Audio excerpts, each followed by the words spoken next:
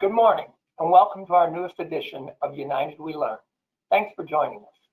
I'm John Kelker, President of Your United Way, and today it's a pleasure to share the results of our work last year. As we start, we have placed everyone on mute. During our program, please ask questions using the chat option. We will wrap up at 15 minutes and United Way staff will stay on to address any questions. If you are watching the recorded version and have a question, please send them to feedback@uwcil.org. This morning, I'm joined by Kevin Stevenson, one of our volunteers from Springfield Electric, Katrina Hayes, Director of Community Impact, Mitch Baker, Community Impact Manager, and Jared Brown, Director of Resource Development. As president of this United Way for 25 years, the highlight of my work is hearing about the impact we are creating through your investments. And after today's presentation, I invite you to view our 2020 Community Impact Report found at the website address that's on the screen. So without further ado, it's my pleasure to turn it over to Kevin Stevenson. Hello again. As John mentioned, my name is Kevin Stevenson, and I am excited to be back with you on this session of United We Learn. In the Making Strategic Investment session, I mentioned the Community Impact Report and how each year I am wowed by the results. It is my pleasure to bring you this overview today, and I hope by the end you feel as proud as I do when you reflect on what your single gift has helped to do in the community. However, while I personally enjoy conversations about numbers, and we could spend the next 15 minutes listing these sets of numbers, I don't believe this would be the best use of our time. So today, we are going to highlight our neighbors, who are more than just numbers. Individuals you may never know, or people who are very close to you. We are going to braid together stories about our neighbors and how your gift is helping to build the connections that some of us may never see. To get us started, I will turn it over to Katrina. Thanks, Kevin, and thank you all for joining us this morning. As you look at the Community Impact Report and the work of our basic needs providers, you will see a story about Jim and Mary. Jim and Mary have lived in Sangamon County their whole lives. They have seen their neighborhood change, people come and go. They have spent their lives working and volunteering to support their community. However, as they aged, life happened. Jim was diagnosed with Alzheimer's, and Mary transitioned from working full-time to being a full-time caretaker. Throughout their lives, they had been volunteers for countless organizations, including 2 of our local shelters, Helping Hands and Contact Ministries. For Jim and Mary, home was more than just a place to lay your head at night. Home was safety, warmth, and love. And they knew not everyone had this. For many who are struggling, shelters provide this safety and warmth. And last year alone, several of our local shelters provided more than 31,000 nights of shelter.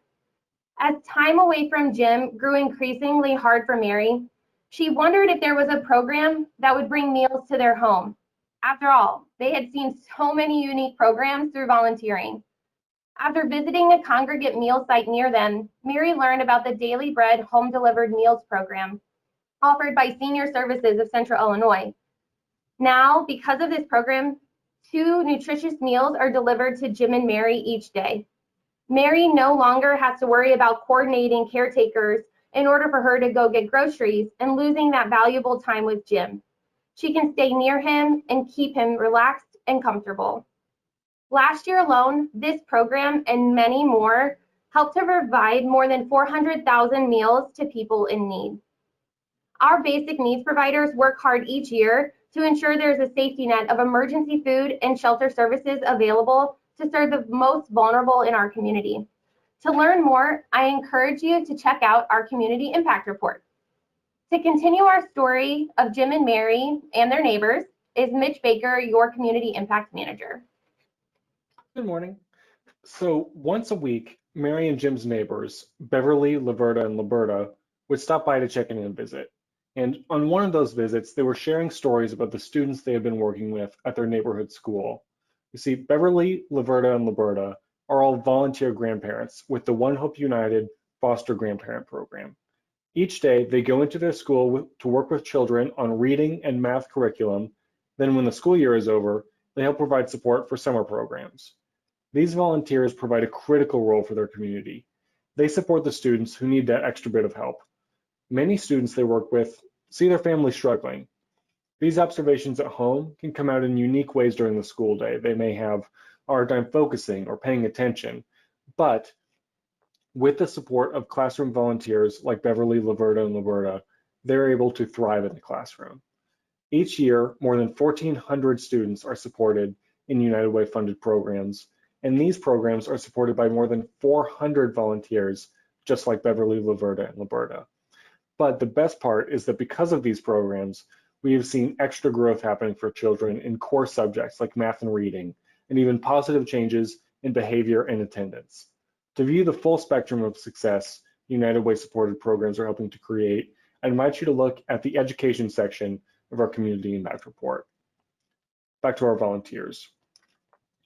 Sometimes volunteers can encounter tough situations, and over the years, Beverly, Laverta, and Liberta have not been strangers to those situations.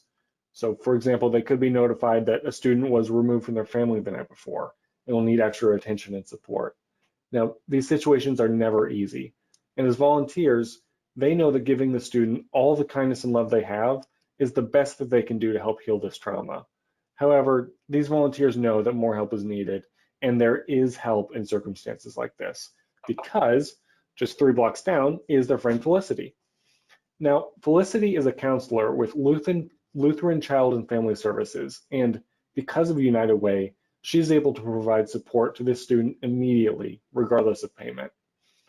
We know that trauma can have lasting physical and psychological effects that are even worse if gone untreated. These effects need to be addressed early and as part of a wraparound approach. However, overall health can be tricky. So to see improvements in health, it takes a degree of personal commitment. So you can have all the support in the world, but until people move from the passenger seat to the driver's seat of their health, they won't see those full and lasting results. Now, this is why United Way addresses access to healthcare and mental health services through providing those needed hours, and also the people who can talk the talk and walk the walk with clients to give them control over their own health.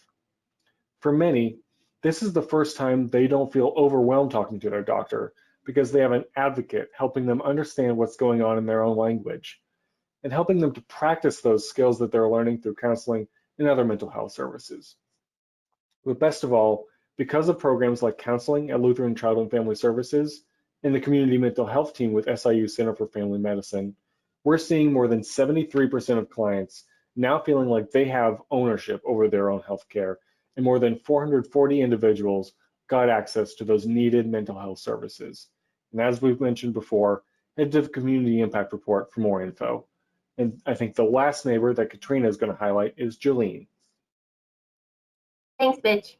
So down the street from Jim and Mary, there is a house that serves as a permanent supportive housing unit, which provides people a home at low cost and case management if they or one of their children have a disability. Jolene is the newest neighbor, and she is a client of Mercy Communities. Jolene was diagnosed with a physical disability that changed her life. Once being able to fully support her family, she was now unable to find stable employment, and mounting debt was forcing them in and out of homelessness.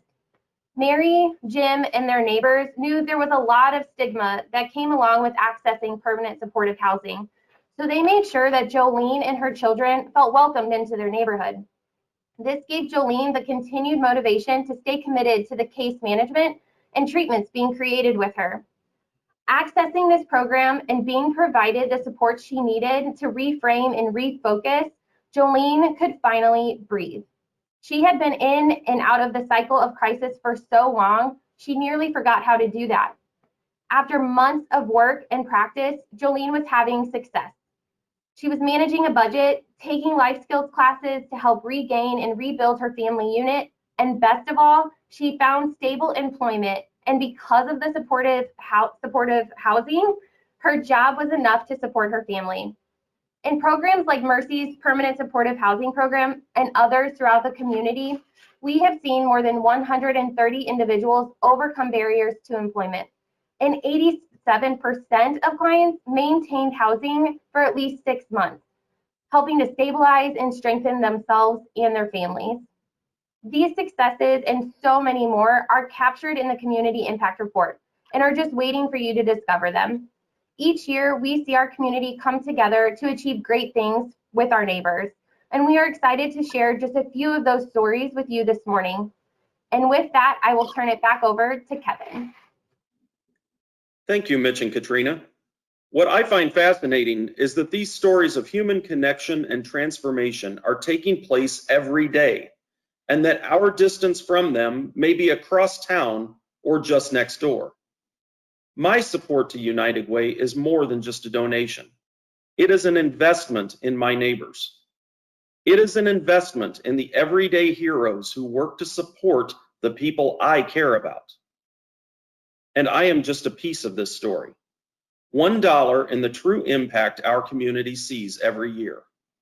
I am joined by thousands of others, maybe even you, who care to change the community for the better. And to tell you more about this impact is Jared Brown, our Director of Resource Development.